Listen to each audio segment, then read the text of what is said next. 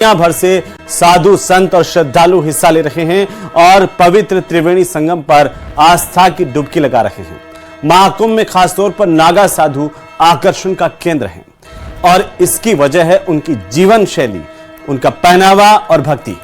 आज हम आपको नागा साधुओं के रहस्यमयी दुनिया के बारे में विस्तार से बताएंगे। सबसे पहले हम आपको दिखाते हैं कि आखिर नागा साधुओं का इतिहास हिंदुस्तान में क्या रहा है, नागा साधु कैसे बनते हैं, कहां पर ये रहते हैं, महाकुंभ के बाद आखिरकार नागा साधु कहां चले जाते हैं। ये खास रिपोर्ट देखिए।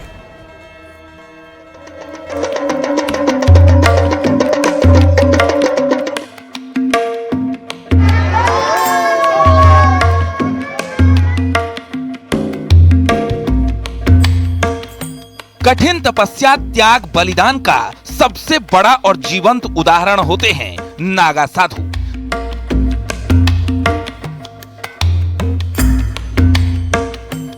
नागा साधुओं का जीवन अन्य साधुओं की तुलना में सबसे कठिन माना जाता है। उनका संबंध शैव परंपरा की स्थापना से जुड़ा हुआ है।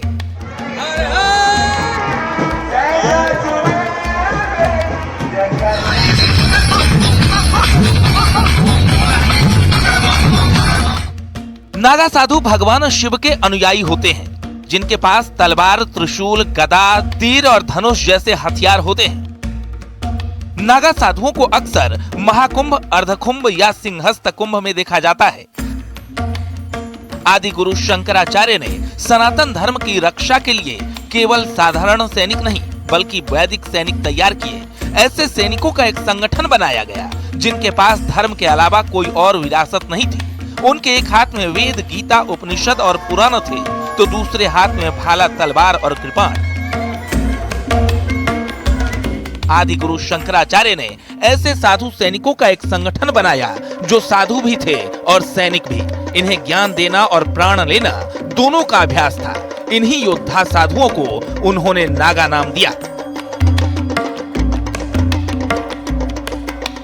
जब बाहरी आक्रमणकारियों ने भारत की संस्कृति को नष्ट करना शुरू कर दिया था, मंदिर तोड़े जाने लगे थे और ग्रंथों को नष्ट किया जाने लगा, उसी दौरान आदि गुरु शंकराचार्य ने एक सेना को तैयार किया। नागा साधुओं की ये सेना को तैयार किया गया ताकि भारत की संस्कृति को बचाया जा सके और इस संस्कृति को बचाने के साथ साथ उनसे मोर्चा लेने के भी लिए जो ये सेना तैयार की गई थी उसे नागा सेना का नाम दिया गया। नागा योद्धाओं की सेना तैयार करने के पीछे आदि गुरु शंकराचार्य का लक्ष्य एकदम साफ था। भारत की आत्मा, अध्यात्म और उसके मन दर्शन की रक्षा करना। इस देश की सांस्कृतिक विरासत और उसकी पुरातन धरोहरों की रक्षा करना। उन्होंने नागाओं को बाहरी आक्रमण से उनके पवित्र धार्मिक स्थलों, धार्मिक ग्रंथों और आध्यात्मिक ज्ञान की रक्षा की जिम्मेदारी सौंपी थी। आदि गुरु शंकराचार्य भारत के लोगों को ये संदेश देना चाहते थे कि जब तक एक हाथ में शास्त्र के साथ साथ दूसरे हाथ में शस्त्र न हो, तब तक धर्म की रक्षा नहीं की जा सकती। बाद में आदि गुरु शंकराचार्य ने अपने इस संदेश को भारत के कोने कोने में फैलाने और लोगों को अपनी संस्कृति, सभ्यता और धर्म की रक्षा की खातिर युद्ध भूमि में उतरने के लिए प्रेरित करने के उद्देश्य से नागा साधुओं को भेजा था। आपके मन में यह सवाल जरूर उठता होगा कि आखिर नागा साधु कैसे बनते हैं। दरअसल नागा साधुओं का संबंध शैव परंपरा से है। सनातन परंपरा को आगे बढ़ाने और इसकी रक्षा करने के लिए अलग अलग सन्यासी अखाड़ों में महाकुंभ के दौरान नागा साधु बनाने की प्रक्रिया अपनाई जाती है।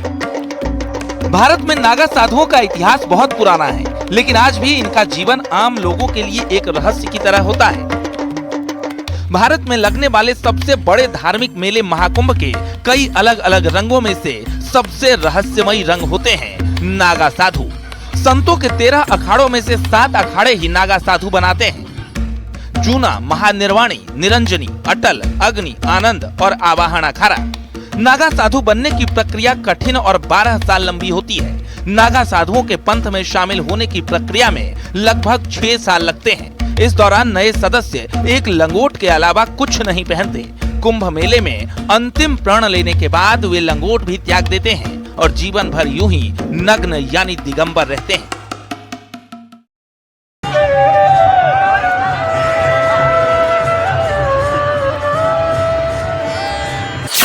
अखाड़े में शामिल होने के बाद सबसे पहले नागा बनने वाले को लंबे समय तक ब्रह्मचारी के रूप में जीवन बिताना होता है। इसके बाद उसे महापुरुष और फिर अवधूत का दर्जा दिया जाता है। अंतिम प्रक्रिया महाकुंभ के दौरान पूरी होती है, जहां उसका स्वयं का पिंडदान और दंडी संस्कार संपन्न कराया जाता है, जिसे बिजवान कहा जाता है। इसके बाद उसे अंतिम परीक्षा से गुजरना होता है, जिसमें वो दिगंबर और फिर श्री दिगंबर बनाया जाता है। दिगंबर नागा एक लंगोट पहन सकता है, जबकि श्री दिगंबर को पूरी तरह नग्न रहकर जीवन यापन करना होता है। इसके बाद इन्हें 5 गुरु भगवान शिव, भगवान विष्णु, शक्ति, सूर्य और श्री गणेश स्वीकारने होते हैं। इसके बाद नागा साधुओं के बाल मुड़वाए जाते हैं और कुंभ के दौरान उन्हें गंगा नदी में 108 डुबकियां लगानी पड़ती है।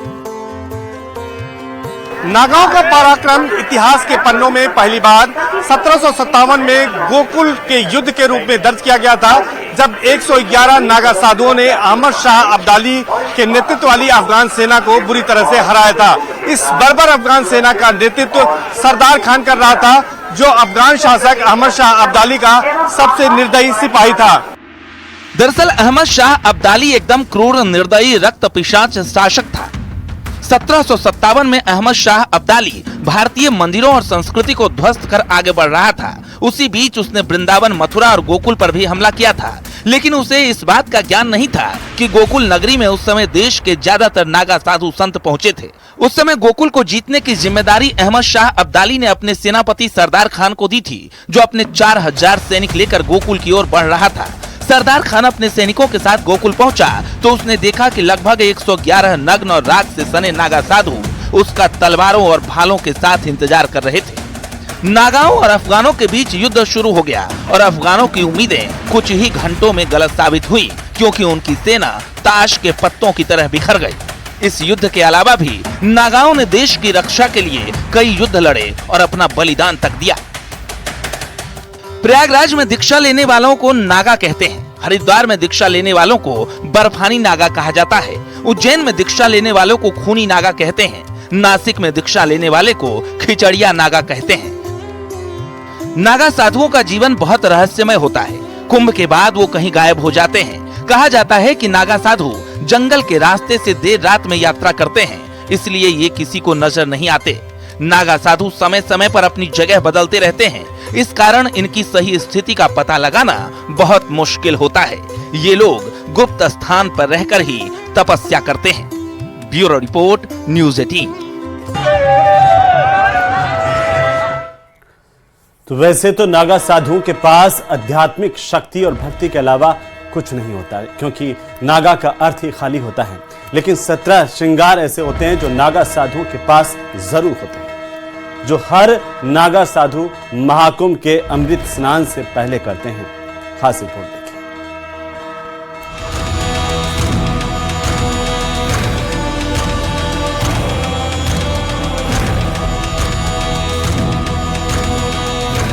महाकुंभ में आने वाले नागा साधु लोगों के लिए सबसे ज्यादा आकर्षण का केंद्र होते हैं। नागा साधुओं की वेशभूषा और खान पान आम लोगों से बिल्कुल अलग होती है। कितनी भी कड़ाके की ठंड पड़ रही हो, लेकिन नागा साधु वस्त्र धारण नहीं करते। महाकुंभ पर पहला अमृत स्नान नागा साधु ही करते हैं। कहते हैं 12 सालों की कठिन तपस्या का फल उन्हें महाकुंभ में स्नान करने से मिलता है।